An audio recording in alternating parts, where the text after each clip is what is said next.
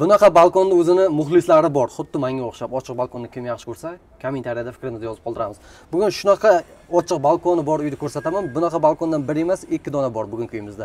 Ko'rib turganingizdek, bugungi manzilimiz Samarqand shahar vokzal hududi bo'lyapti. Poyezdni taqar-tuqurini eshitib maza qilaman degan obunachilarimga maxsus joy bo'ldi-da. Vokzaldan eslar. Mana vokzal. Qancha poyezd kerak sizlarga? Xohlaganingizni oling. Vagon pul bor ichida. Xo'p do'stlar, 3 xonalik uyni ko'rsataman. Shokolad narxi sotiladi. Narxini aytaman hozir sizlarga. $53,000, 90 metr kvadrat gulxo'y xonalari yo'q. Video tushunarli bo'lishi uchun har doimgidek bir boshdan tomosha qilamiz. Uyimizning kirish qismidan. Eshiklar ham juda ham chiroyli. Mana bu, demak, uyimizning kirish eshigi bo'ladi. Podyezddan kirish qismi to'liq ta'mirdan chiqqan. Uyimizda yuvinish xonasi va hojatxona bir joyda bo'lyapti. Suv, gaz, svet, endi vokzal hududi bilasizlar. 24 soat bor do'stlar. Endi oshxonani ko'rsataman. Ayollarimiz hozir oshxonasi qanaqa ekan deyishyapti. Marhamat, juda ham chiroyli oshxona. Qora rangli oshxona mebellari o'rnatilgan, fartuklar ko'rib turganingizdek kafilda va ikkinchi balkon mana shu yerdan ko'rsatib o'tamiz. Oshxonada ham balkon bor.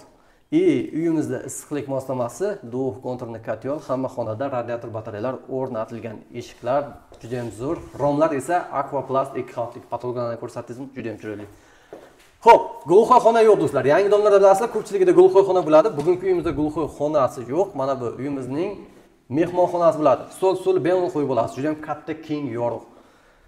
Ham domni oldiga, ham yonbosh tomoniga derazalar qaralgan. Endi mana bu yerda bitta minusimiz bor. Mana shu tumba mana shu yerda turibdi. Buni olishni iloji yo'q. Ming afsuski bu uyimizda ustuni agar bundan so'ng uy qulab ketishi mumkin. Bu yerga chiroyli qilib fantaziya qilib olamiz. Bu bolalar yotoqxonasi. Bu yerda ham deraza bor do'stlar. Xo'p, marhamat. Oxirgi xonamiz bu ota-onalar yotoqxonasi bo'ladi. Menga juda ham yoqdi bu xona. Bu yerda televizor tomonimiz dekorativ qilingan va undan tashqari ochiq balkoni ham bor. Ochiq balkon juda ham asqotadi. Manzil, vokzal, mo'ljal, karavan magazinining orqa tomoni bo'lyapti. Mana relslarga yetmas yangi domlar. 6 qavatli domni 6-qavati bo'lyapti. 6-qavat bu mansarda ekan.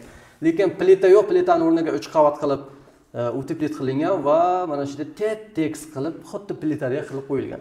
Shovqin, sovuq, issiqdan himoya qiladigan maxsus moslamalar bilan qoplangan tomlar. Narxi $53,000. Yana savdo qilinadi. Kadastr bor. Tezda telefon qiling, chiroyli uylarni qo'lga kiriting. Hammaga chiroyli uylar nasib bo'lsin.